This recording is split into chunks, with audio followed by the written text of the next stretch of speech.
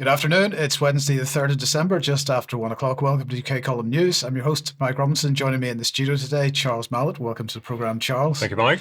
And Vanessa Beeley joins us by live video link. Later in the programme, Tim Norman will be joining us to discuss the Dawn Sturgess inquiry report. Charles will be reporting on the removal of jury trials in the UK and also water pollution from data centres. And Vanessa is going to be reporting on the wall being built around Syria. And I'll have more on this insane drive for war by NATO, the UK and the EU. But we're going to begin today with the case of Natalie Strecker. Now, this is peace activist Natalie Strecker, who was yesterday facing up to 10 years in prison under the Terrorism Act. She was charged for eliciting support for Hamas and Hezbollah based on 8 tweets, apparently. This is according to Craig Murray. Cherry-picked by police and prosecutors from an astounding 51,000 tweets that she'd sent, mainly from the Jersey Palestine Solidarity Committee account.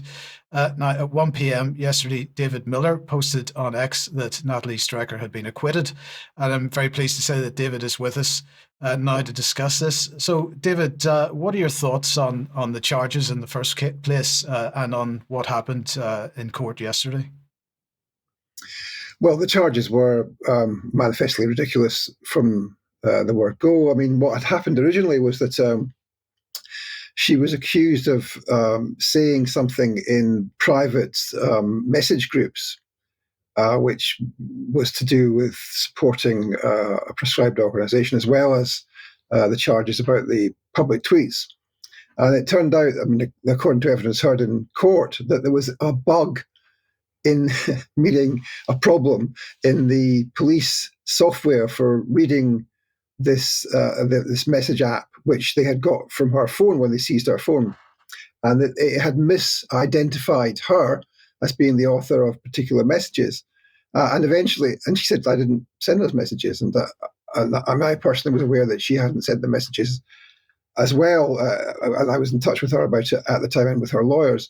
And the police eventually recognized that she hadn't sent the messages. So they had to withdraw those charges.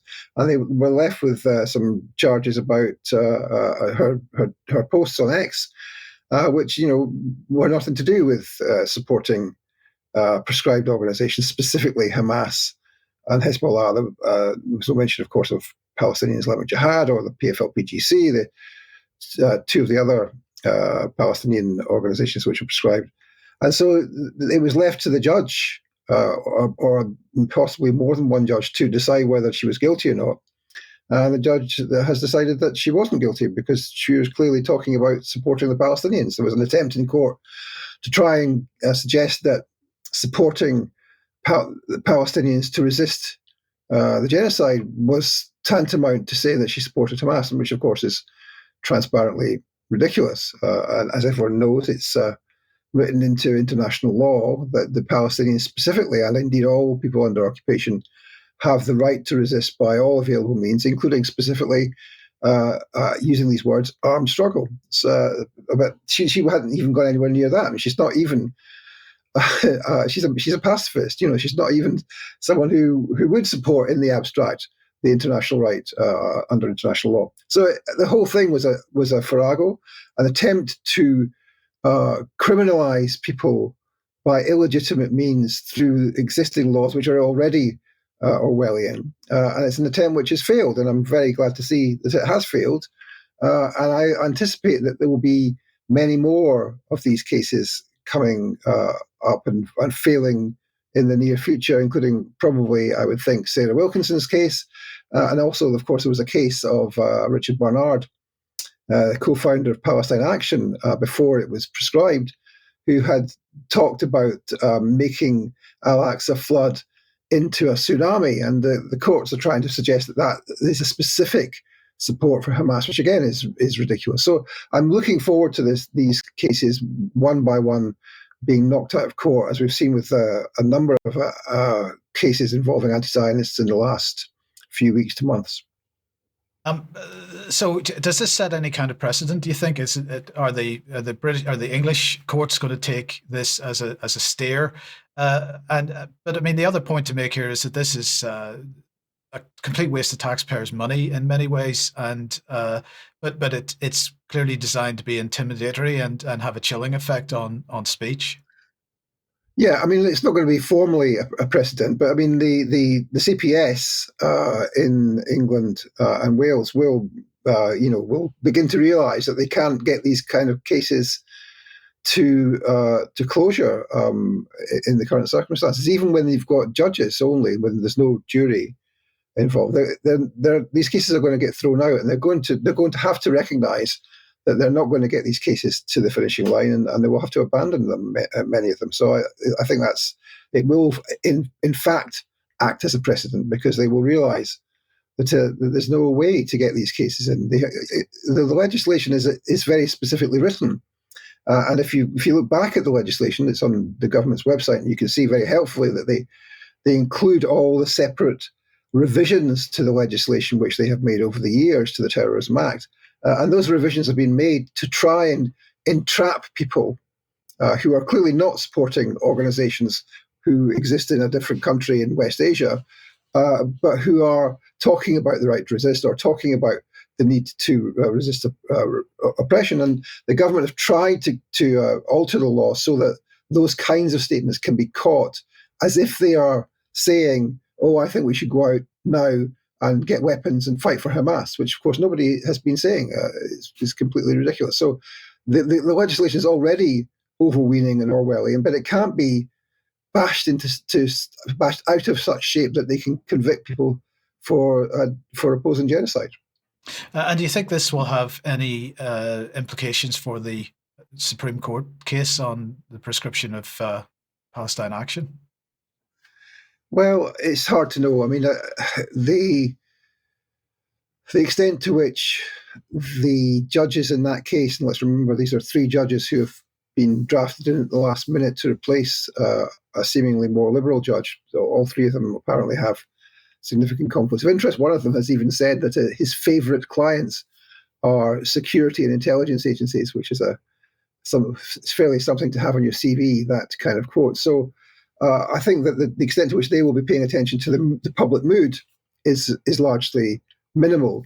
But the people at the centre of all this, I mean, the politicians, Starmer, the Home Secretary, and indeed, of course, the intelligence agencies, they will be looking at this closely, and there will be a point where they will realise that they can't pursue this line of attack anymore. Yeah. So obviously, Natalie Strecker has found herself on the wrong end of this. She's seen a court case in Jersey. Many others have been on the wrong end of this type of legislation. Just very briefly, David, where does this leave the kind of intimidation that we've seen from the state for the future? Well, I think someone like Natalie and also someone like Sarah Wilkinson, who faces her case in a few months' time, they have been really very, very badly treated by the state. And if it was possible for them to have some kind of legal redress, then that they should try and pursue that if they can face it. But the fact that Natalie has got off is an indication that we can be much freer than perhaps many of us have felt in saying what we think about the genocide. You know, it's not, you can't say under the law, I support Hamas, but you can say, look, the people of Palestine have the right to resist under international law. It's perfectly legitimate and legal to say that, and that I think people will begin to get some confidence in the kinds of things they can say as a result of these decisions. David, thank you very much for joining us today. That's been really helpful, and we will keep covering this topic in the coming days and weeks, because this actually affects everybody, no matter what their views on various situations. So thank you for joining us, David. But David, Charles mentioned juries there.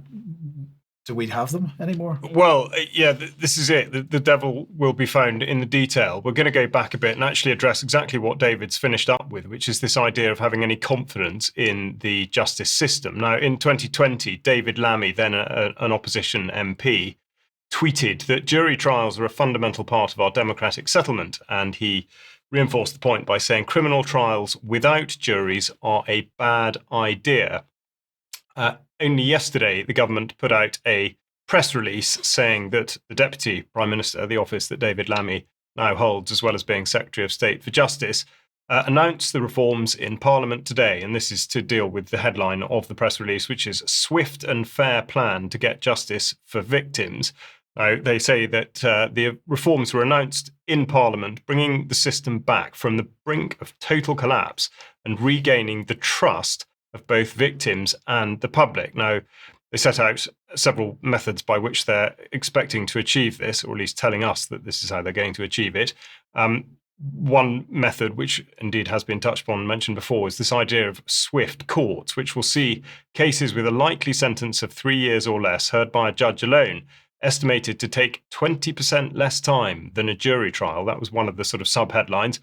They then went on to say guaranteed jury trials for the most serious and almost all indictable offences, including rape, murder, aggravated burglary, blackmail, people trafficking, grievous bodily harm, and the most serious drug offences. So in effect, selling the negative as a positive, in that they're guaranteeing juries for those offences pertaining to those trials. They then go on to say that they're going to give magistrates the power to hand down sentences of up to 18 months, so more cases can be heard by magistrates, freeing up the Crown Court time for the most serious offences, and this could go up to 2 years if needed. It's worth noting, I think, on that point immediately, that there has been quite a bit of flip-flopping on exactly what magistrates should or should not be able to do, and I think a further reminder that magistrates, of course, in order to hold that role, do not need to have any background in law, and they only receive 10 days of training across 2 years in order to be able to prosecute that job, and therefore have the potential now to hand out sentences of up to 2 years.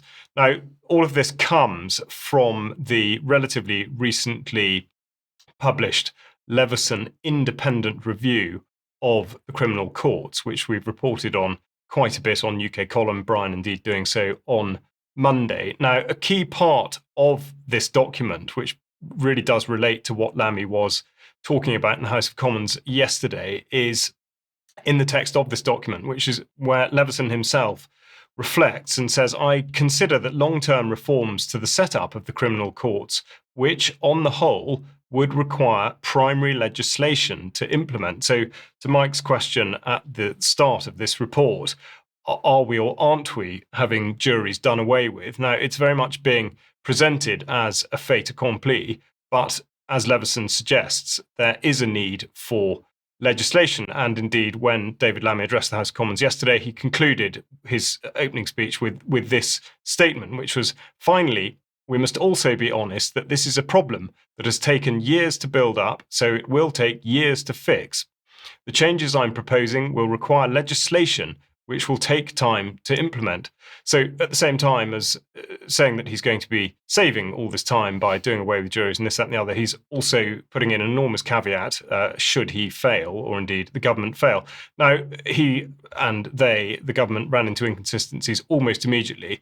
And I just thought I'd bring out a short clip from Lincoln Jopp MP, who previously served with the Scots Guards, and highlighting where one of the many areas where this is going to run into some sort of trouble.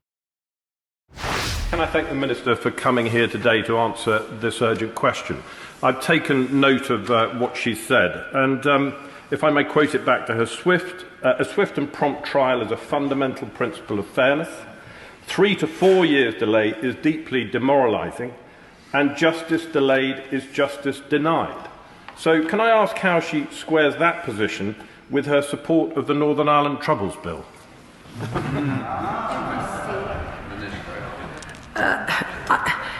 Well, he's right to quote those things back at me. Those are the headlines of the arguments that I'm making this morning in relation to this UQ, in relation to the backlogs in our England and Wales criminal courts. In relation to my support for that bill, it is a fair piece of legislation and one which I stand by. So, Job there just exposing some of the things that don't make sense. Now, on the same list of things that don't quite make sense, and indeed considering the question of why is the system so broken, we're just going to look at the statistics for police recorded crime, which do admittedly show an increase across the last few years, with a graph that sort of dips in the mid 2010s and has gone up recently. But this is not reinforced by the arrest data. Now, arrests in England and Wales, compared with the numbers from 2006, 7 or 8, have gone down quite considerably. So why is it, therefore, that there's a need for greater clogging in the system? And why I think it's pertinent to ask, is the government, via the Ministry of Justice, putting out messages, as it was in December last year, about thousands of new prison places?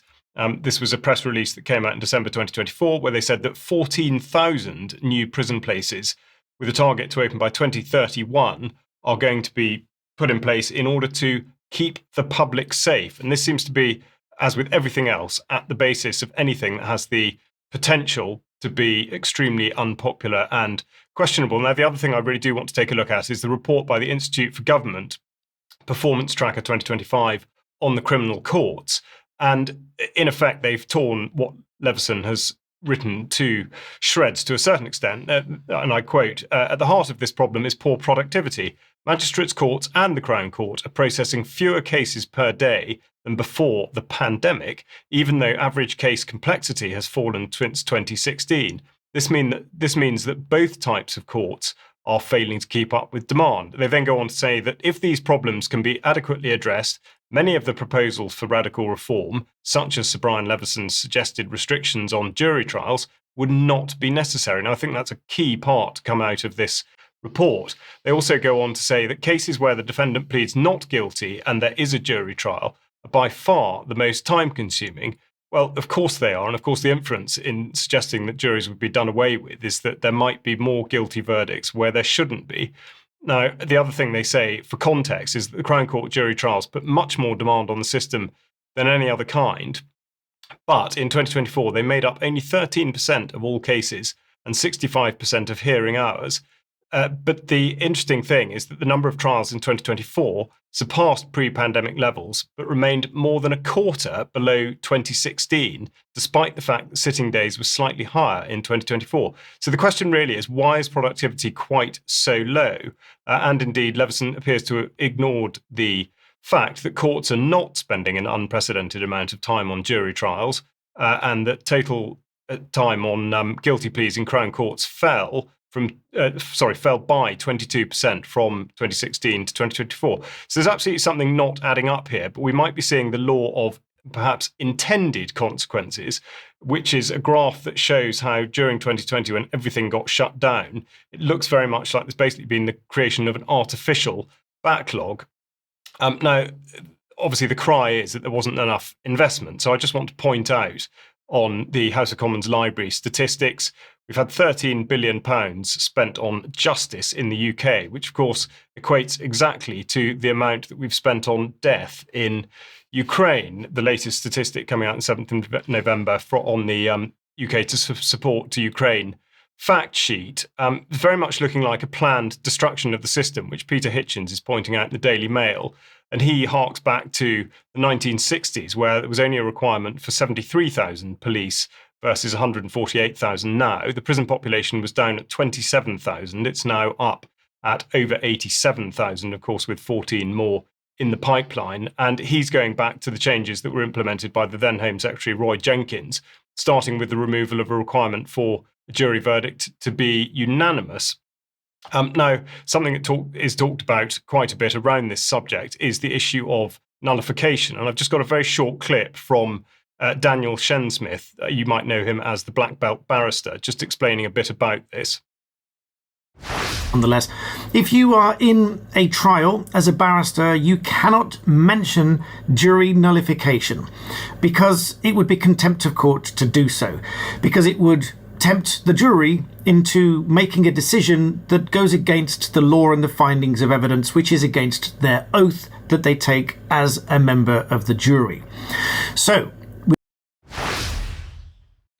it's not an uncomplicated area, and the link to the full video is in the show notes. I really would recommend that you do watch it. But the government document explaining to jurors what they should do states quite clearly that among their legal responsibilities, they are to swear an oath or an affirmation and to deal with the situation based only on the evidence you hear in court. But the difficulty is, of course, as far as contempt or indeed nullification goes, is that a jury's decision is final. But, of course, the Ministry of Justice are trying to scare jurors into threatening them effectively with prison for contempt of court for considering nullifying a guilty verdict. So I'd just finish off by pointing to the UK column Dissident's Guide to the Constitution, in particular episode 2, which deals with exactly this, and I hope we'll be talking about it more in Extra. Absolutely. Okay, let's move on then to war and international affairs, because today is the NATO foreign ministers meeting. As the war preparations ramp up, it should be stated straight away that we're increasingly in an increasingly insane and dangerous situation. And just to illustrate that, here's some comments from NATO Secretary General Mark Rutte. We face real and lasting dangers. Russia continues to test our deterrence. Russia has violated our airspace with jets and drones. So that's this morning. Russia has violated our airspace with jets and drones. And to reinforce this, EU countries continue to be bombarded with lying media propaganda that Russia is flying drones into European airspace. Here are just 3 examples in the last few days. Now, the problem for the mainstream media is that Dutch newspaper Trouw has reviewed dozens of incidents using the platform DroneWatch. And they found that they could not verify even one of the incidents, which is allegedly Russian-made drones had been sent into European airspace. The report claimed that no radar record or debris was found that could validate Russian authorship.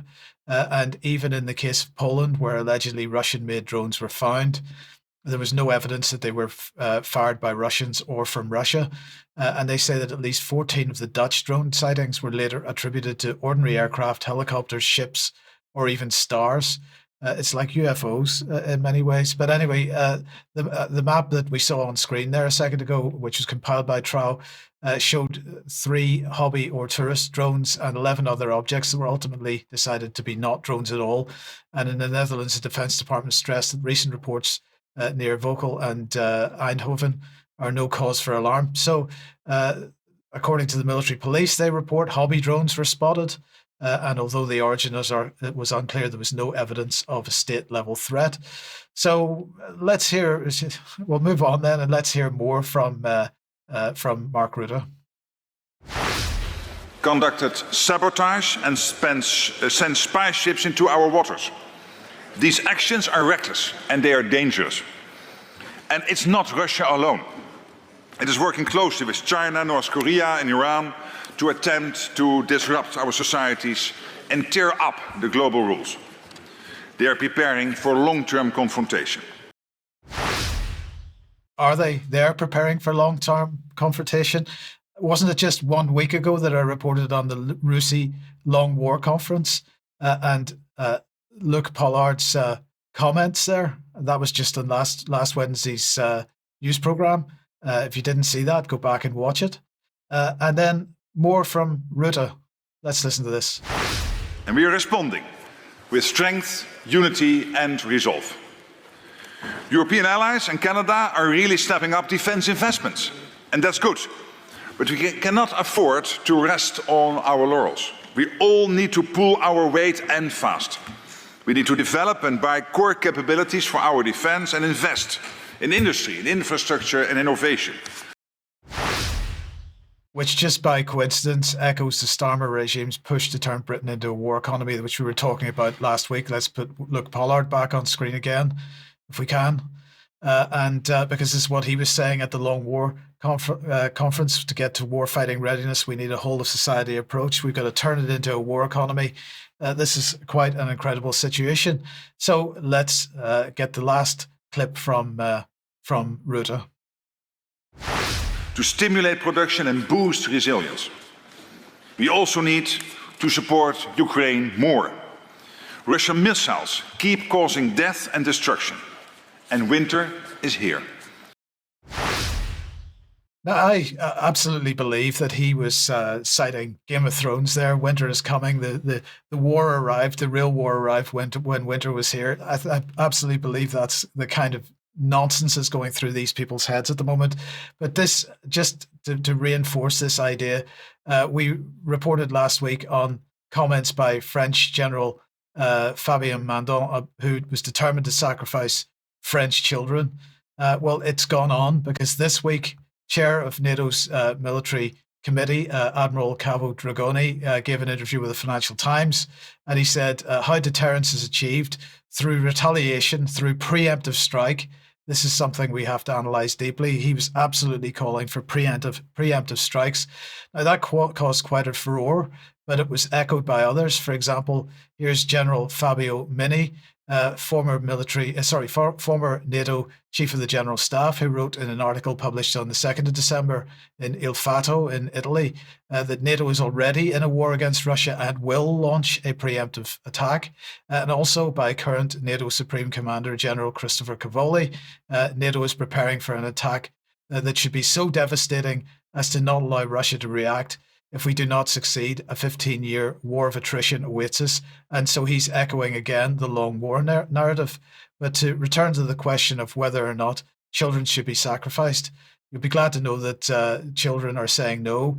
And back in May, Germany's Institute for Generation Research found that 81% of the country's Generation Z, were not prepared to sacrifice themselves. It also found that 69% said they were not willing to defend their country with a weapon.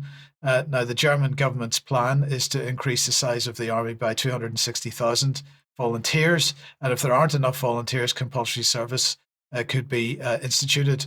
And so on the 5th of December, which is on Friday this week, the German Parliament's going to decide on their proposal on this, and there are going to be demonstrations by students in many German cities.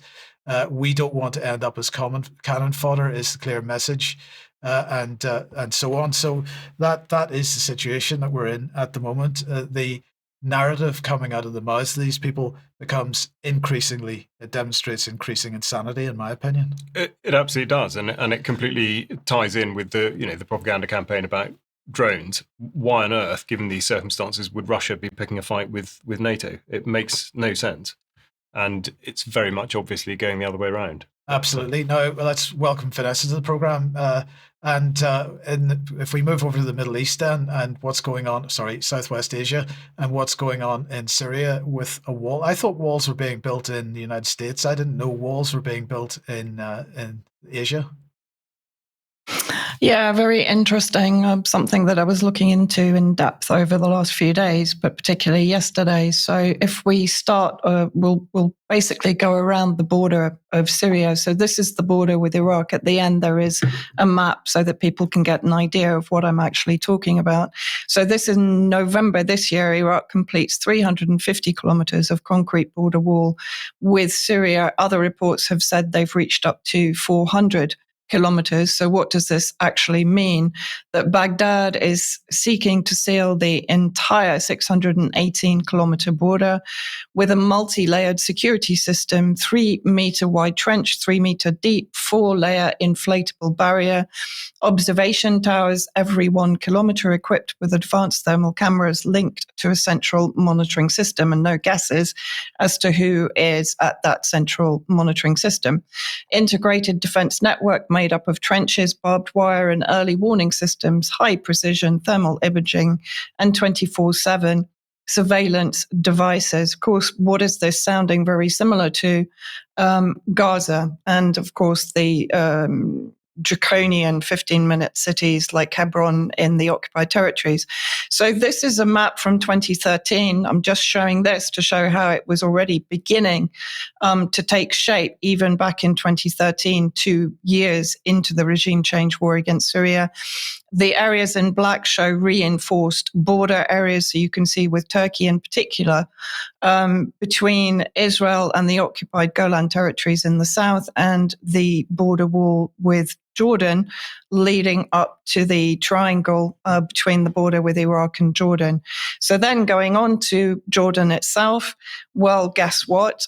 Beginning actually back in 2008, but escalating under the Obama administration. And Mike, you and I were talking yesterday that the policy to basically destroy and destabilize Syria did not begin with any particular president, but it was a bipartisan policy that was continued throughout various presidencies. So in 2016, he spent $500 million on sophisticated electronic fencing on the northern and eastern borders to protect the US bases.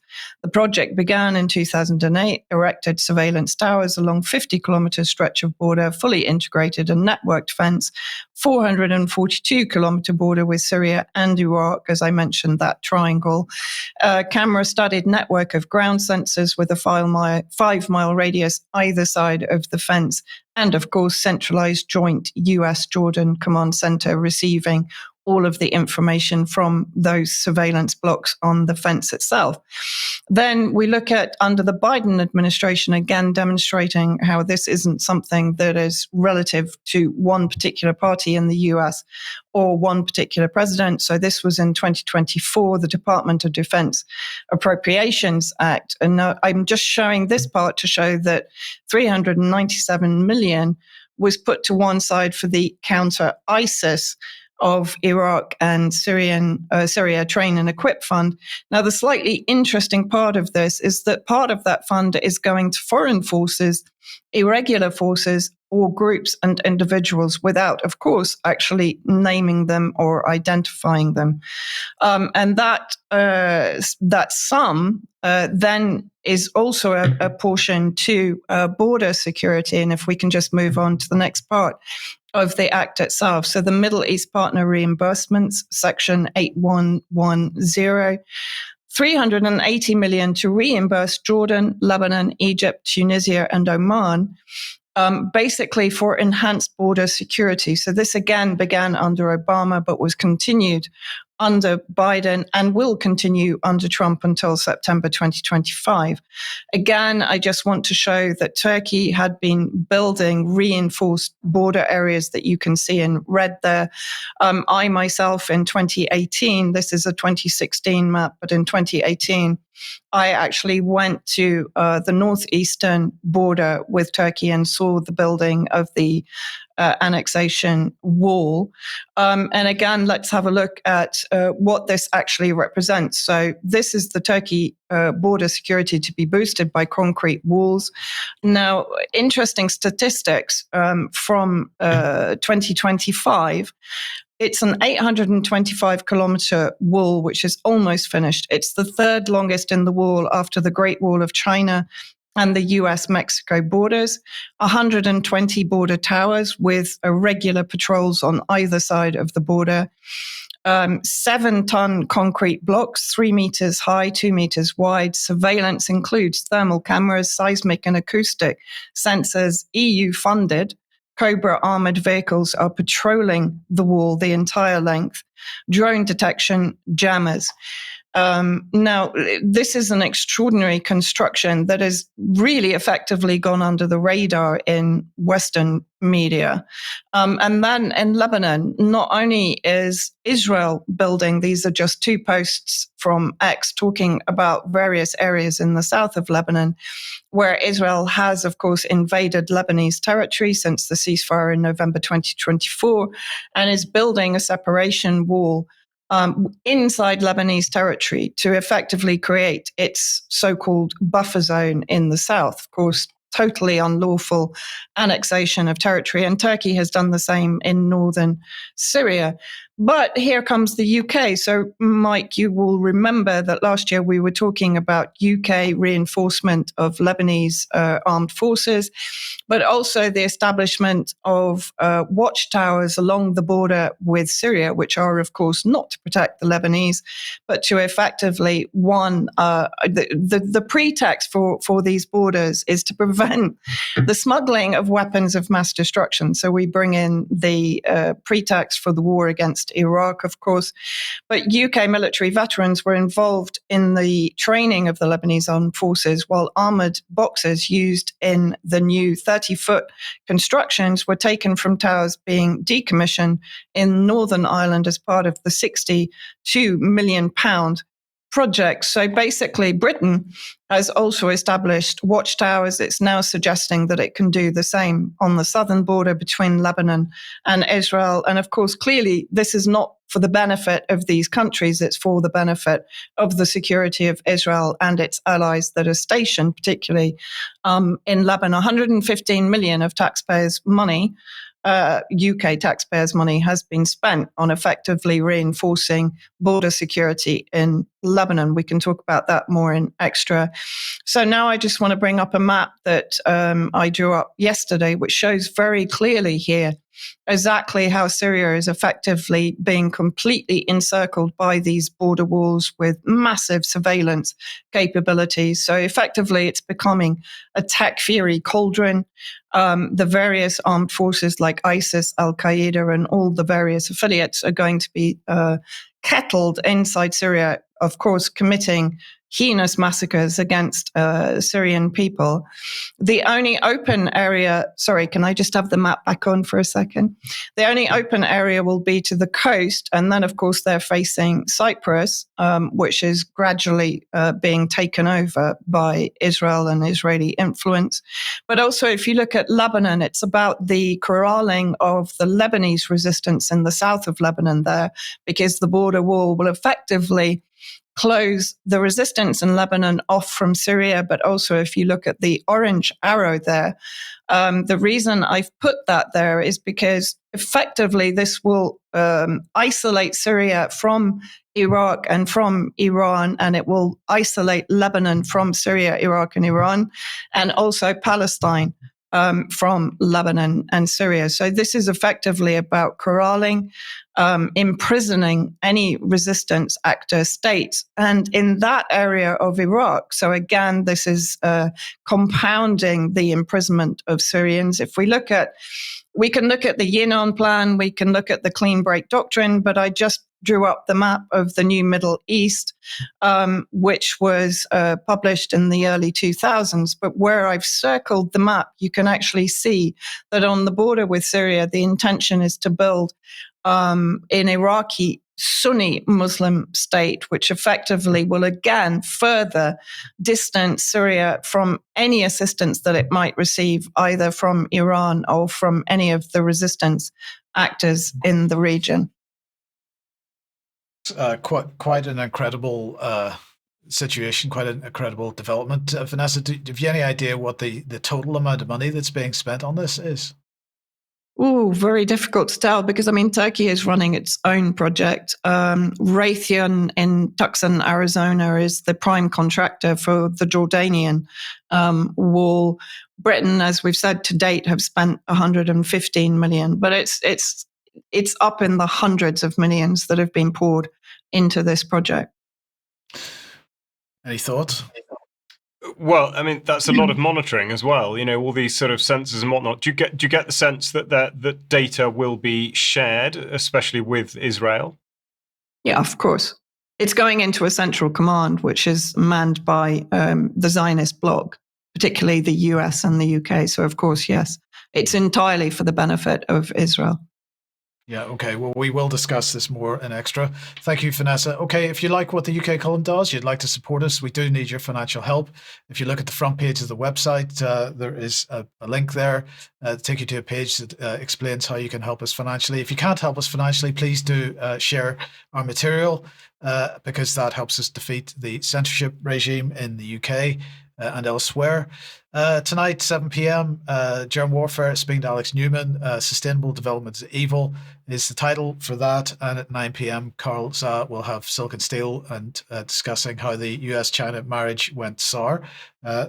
Yesterday's 1 o'clock interview was Sandy Adams speaking to Andrew Bridgen. That's on the website now. So if you haven't seen that, please do have a look. It's doing very well on YouTube. So thank you to everybody that's watching on YouTube. And I just want to mention this because Matt Campbell, who's been on this program many times, is attempting to get a new inquest into his brother's death from during 9/11 into the Supreme Court to get another look at that. He's almost reached his target for the amount of money he needs to raise. Apparently, this is now going to be heard in the Supreme Court. If you can possibly help with this, there's only about another £1,000 or so to go on the goal on the crowdfunder. It's on the crowdfunder website. The link will be in the show notes.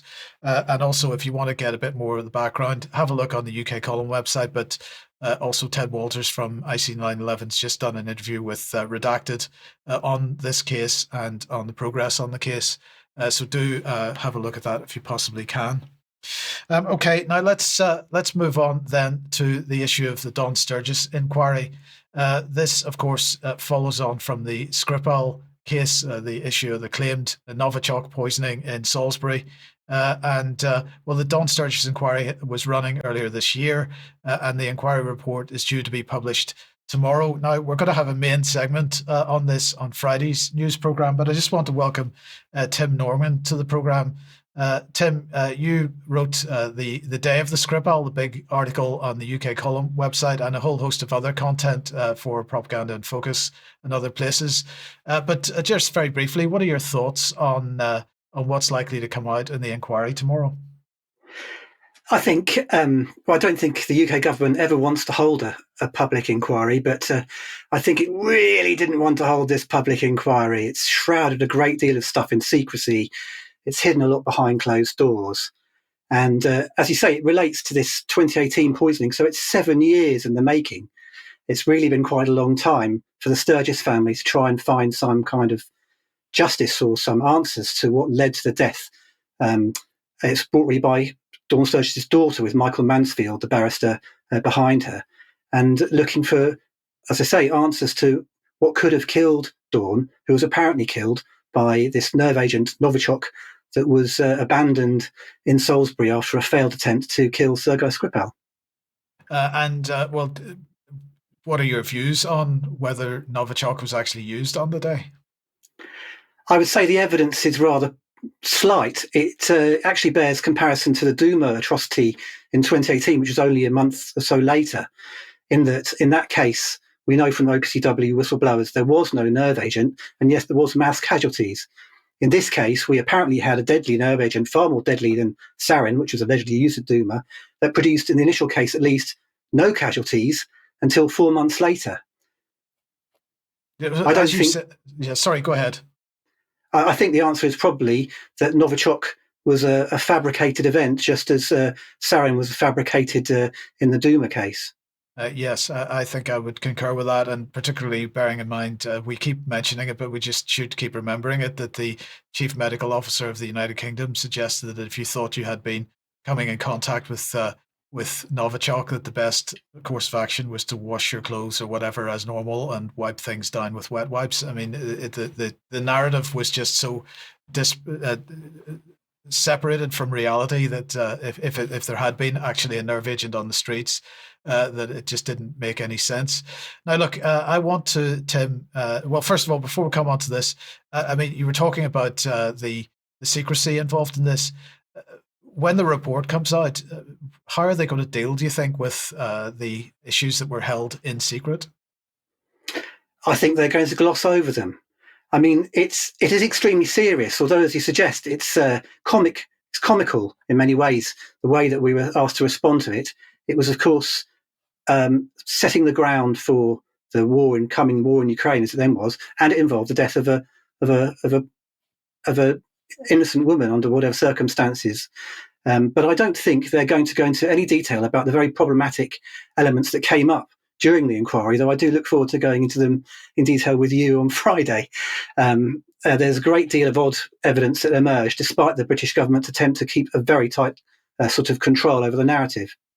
So we would urge everybody to keep an eye out for that report tomorrow and have a look at the mainstream media reporting, and then come and see us on Friday, to get the update. But just to finish this segment, I want to let everybody know that next Thursday, the 11th of the 11th of December, that's tomorrow week, we will be holding an event in Salisbury, which we're calling Skripal and Novichok, What Didn't Happen. If we could put that on screen.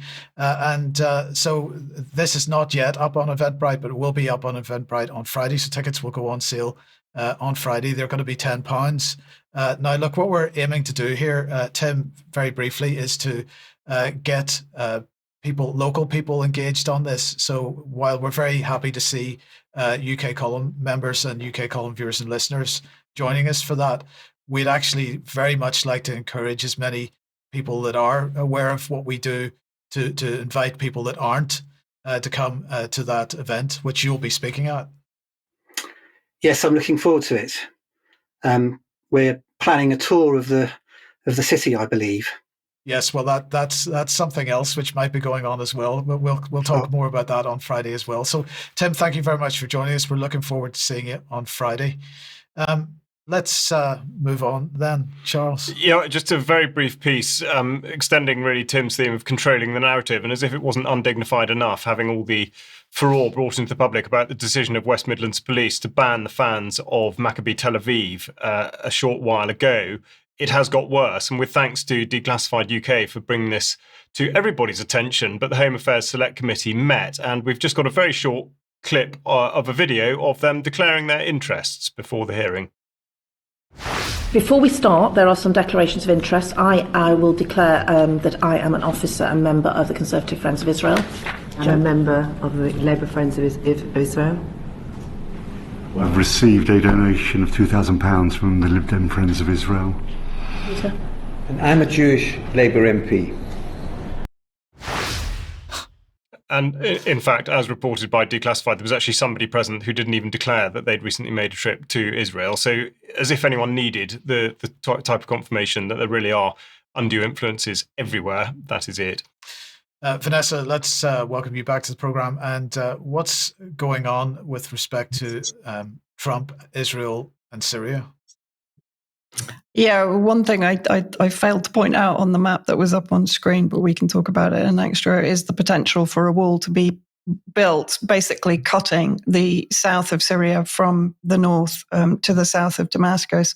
But anyway, we're seeing again these manufactured rifts between Trump and Israel. So allegedly, Trump warns Israel not to interfere in Syria because, of course, he's such a mega supporter of the Al-Qaeda Takfiri regime there.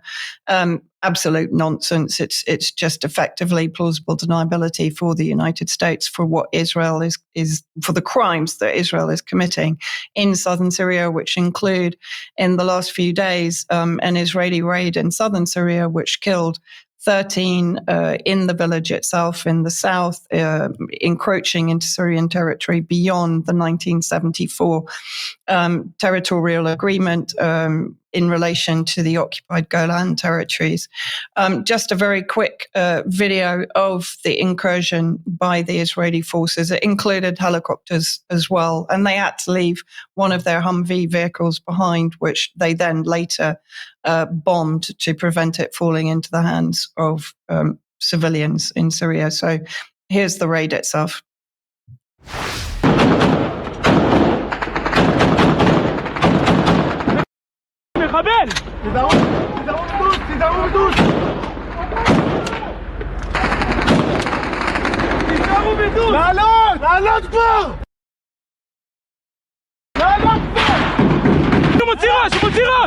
מצד שמאל, איפה שהמנורה! באור! בבית עם האור משמאל! היא בחוץ! תכנסו פנימה, היא בחוץ!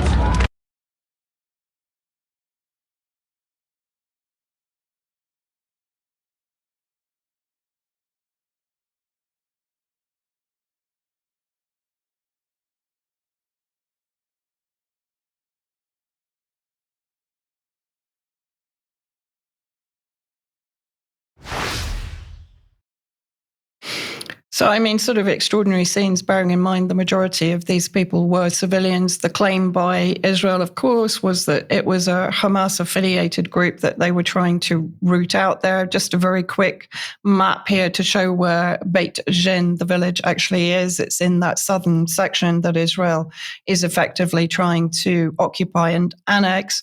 And then, in fact, another video has been released by various social media channels showing Israeli tanks actually entering Syrian territory and moving around quite happily with absolutely no restrictions whatsoever. While this has been going on for some time, this is actually one of the first video evidence that we've had of it. And then if we can just go forward to the map itself, which is the occupation of Syrian territory. So this shows how Israel has basically, the red section shows how far it has encroached beyond the 1974 agreement line. It's about 40 to 20 kilometers from Damascus itself, 19 new bases, and taken over 800 square kilometers of Syrian territory. So clearly, we know that Israel doesn't leave territory once it's occupied it, neither does the US. So it appears to be very clear what Israel's intentions are. Thank you, Vanessa. Thank you very much for that. Charles, what's going on? Let's come back to the UK then, and children in schools bill. Yeah, very briefly. I mean, unfortunately, as with so many subjects, there's not really time to give as much coverage as we'd like. But still, it should be noted that there was a debate in the House of Commons on the progress of the Children's Wellbeing and Schools Bill on Monday, and the gist of it is that really there is very little opposition to many of the intrusive measures. But what's been of particular concern across the board really is this idea of having a unique identifier, effectively a type of digital ID for children. But Gideon Amos was notable in speaking out about exactly this issue. And I'll just quote what he said, which was, "Let us remember that it gives any public body the ability to share any information, whether or not it is right, correct, and accurate, without the knowledge or consent of parents. Anyone who thinks the public sector is good at looking after our data and getting it accurate has probably been living on the moon." Now, there's obviously much more to come out about the debate and the direction of this bill, but bearing in mind what's being said about digital identity in the round at the moment, it's important that Amos's remarks are taken note of, especially since they're so discordant with the majority of other parliamentarians, which seems perfectly extraordinary given his position. And indeed, you'd think that everybody would be well aware of exactly that fact. Okay, now we have a report from Will Colesill. We do, yes, on the case of Derrick Dimmock and the inquest that's taking place into his death in 2020, and the suggestion that, in fact, it was due to treatment with midazolam in particular that ended his life. This is a really, really important case. It's been going on for some time. It's been a miracle for that the family have actually got it to inquest. A lot of families don't even get this far.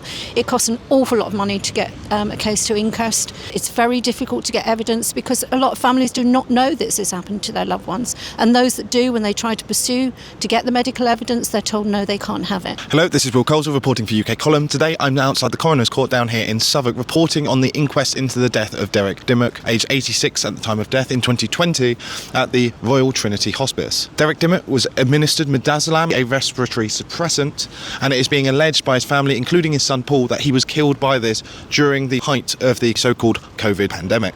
This case has dragged on a number of years. Obviously, it's been 5 years now since the death of Mr. Dimmock, with many delays and extensions to this inquest, which was originally billed for only around 4 days. Now, another 4 days have been billed here in December. This is the first day of those. Today, I was actually denied access to the main court and was provided instead with a video link. We were told that the main court, despite it not being in full use today, and I did get a glimpse inside one of the other courts, which was absolutely huge, could not be used for this case, and instead people were funneled into a smaller court which did not have access. Instead, I was provided a video link where I could see about a quarter of the coroner's face and none of the rest of the courtroom. In addition, we've had a number of other issues with the case today. Of the 2 nurses who were meant to be the focus, we have heard that one of the nurses was unable to attend due to medical reasons. The other nurse has disappeared. and apparently cannot be contacted. Much of the day has been consumed by wrangling over which written questions could be submitted to the first nurse. Through these questions, we were able to look at many of the main themes of this inquest, including nurse awareness around famazanol, which is meant to be the antidote to midazolam, irregularities over medical logs and whether these were backdated in terms of records, why more Entonox was not given to Mr. Dimmock when Entonox appeared to work earlier on, why he appeared to have been, from the medical records, denied pain relief for 58 minutes, how a holistic assessment was conducted when he was either comatose or unresponsive, how early he had been agitated and drowsy when previously alleged to be talking, drinking water and briefly walking, the disposal of the drugs used and whether these were properly logged, and finally the controlled drug book being destroyed during the investigation. Earlier I spoke to Amanda Hunter and Andrew Bridgen, both of whom have a keen stake in this inquest. It's the third time I've come down. On the third session I was approached by the Dimmock family back in 2023 when I was an MP, and I wrote to the then coroner for Southwark, a man called Andrew Harris, asked him to consider expediting a inquest into the death of Derrick Dimmock, where he went into hospital with gout, or respite hospice with gout, on a Friday. He was suffering from dementia and had been for quite a while, and by Monday morning he was dead, and the evidence showed that he was immediately put on midazolam and morphine. During COVID, many of the people who, from my group, Families Against Involuntary Medical Euthanasia, their loved ones were basically euthanised. Not only with midazolam and morphine, that is in some of the cases, but in many of the cases it's basically the Liverpool care pathway under another name. So what happened was families were told that their loved one was dying and they were now end of life, and they were put on, they were dehydrated, they were not given food, they deteriorated, they were then sedated and then put on end-of-life drugs. Not all died because of the end-of-life drugs, but many did. Obviously I was aware of NG 163, implemented by Matt Hancock on the 4th of April 2020 as a protocol for the treatment of vulnerable elderly not suitable for ventilation who are suspected of suffering from COVID. It was basically the Liverpool care pathway, which is supposed to be banned in 2014, went on steroids. And you can see evidence from that from both the Scottish COVID inquiry and the UK COVID inquiry. You have families on record, care home managers on record saying that they called the GP, asked for antibiotics, they were refused, and they said send the end-of-life care. Well, what we've actually got here was the cold-blooded murder, I believe, involuntary euthanisation of tens of thousands of vulnerable elderly. What we do know about NG 163, which is the parallel track. So stay at home until your lips go blue, come to hospital. If you're healthy enough, we'll put you on a ventilator, and about 85% of people died and were put down as having died of COVID. Or if you're vulnerable and elderly, not suitable for ventilation, we'll put you on midazolam and morphine, and 100% of the people died and would have been put down as COVID deaths. During COVID, it really was phenomenal what was happening. We believe tens of thousands of people died during COVID on these protocols. And these protocols are continuing, not on the scale that they did before, but they are continuing. And it's extremely concerning in the context of this suicide bill, which is coming in. The two nurses who are witnesses, one's said that she's ill and's got a sick note, and the other one apparently is uncontactable. They were supposed to be here to be cross-examined by both sides today, and it's just not really acceptable that people can dodge being able to give evidence. It's been months and months since we were here with the last session of this case, and it's very interesting that as a result of the letter I wrote in 2023, we're here today. The then coroner for Southwark, Andrew Harris, approved permission for Derrick Dimmock's inquest. Then he retired. I had CC'd into my letter the Chief Coroner for England, who's also now retired. But back in 2023, despite the fact that the inquest was approved, the Chief Coroner for England wrote to Parliamentary Standards and tried to get me disciplined for attempting to influence a judge. I don't think the establishment want this case. I think it's actually far more dangerous for the establishment than the vaccine. We hope that this will be a test case, and we hope that this will expose what has been going on, and we hope that the family get justice because they deserve justice. I can see why the establishment really want to keep a lid on this information, and this is a totemic coroner's inquest, and that's why, quite honestly, it's being dragged out, and as we all know, that justice delayed is justice denied, and justice is being denied here. This is just the first of 4 days allocated here in December, and it seems that this is going to be a case to watch with many wider implications. This is Will Coleshill reporting for UK Column. So huge thanks to Will for that. And this issue of midazolam and morphine use is not going to go away anytime soon. So undoubtedly we'll be coming back to it. But another issue which isn't going to go away anytime soon, Charles, is the issue of water supplies and the requirement for the use of water to cool data centers that we are building increasingly. What have you got on this? Well, it's something we've been keeping a keen eye on as big tech continues to plunder all the natural resources that are there and take all of our electricity at the same time. We're going to have a look at Amazon, who are making the resplendent claim to be interested in water conservation and replenishment efforts around the world. Now, they've got much promotional material to apparently support this claim, but we're going to look in particular at a project that they've got in Oregon, and they've said on their website, their water replenishment website, we're excited to announce Amazon's first water replenishment project in Oregon, as Amazon Web Services continues to make progress towards its big commitment to being water positive, whatever that means, by 2030. Now, they say that they're going to be able to restore as much as 2 billion litres of water a year using nature-based solutions, which makes one question whether actually they can really claim responsibility for restoring or replenishing the water in the first place, because they're obviously not creating it themselves. That's slightly beside the point, and the issue here is that all is certainly not well, at least according to a number of sources in Oregon. And here we've got Techorian reporting on an investigation conducted by Rolling Stone, in which the nuts and bolts of it are that nitrate levels in the water there are being recorded at 10 times their normal concentration. Aquifers are reported as being contaminated.